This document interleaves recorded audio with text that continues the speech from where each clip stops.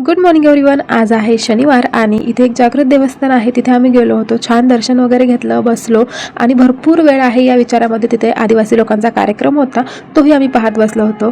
पण तितक्यात लक्षात आलं की आज आमच्या कूलरची डिलिव्हरी होणार आहे, जे की आम्ही फ्लिपकार्टवरनं मागवलं होतं ऑनलाईन.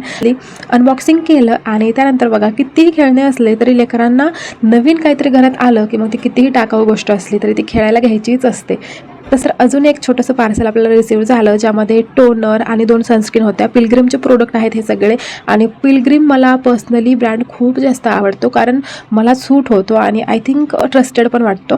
तर या ठिकाणी बघा, रेहूचे पप्पा ह्या दोघांना घेऊन बाहेर जाणार होते. 15-20 मिनिट घेऊन गेले असतील. तितक्या वेळात माझा स्वयंपाक आवरला. त्यानंतरची भांडी वगैरे मी नंतर घासली जेवणानंतर आणि इथे मस्ती करवत करवत मी ह्या दोघांनाही झोपी घातलं होतं. आणि त्यानंतर माझं सगळं काम आवरून एडिटिंग वगैरे सगळं कंप्लीट करायला अगदीच संध्याकाळचे 12:30 वाजले आणि त्यानंतर माझा दिवस संपला. Good night everyone.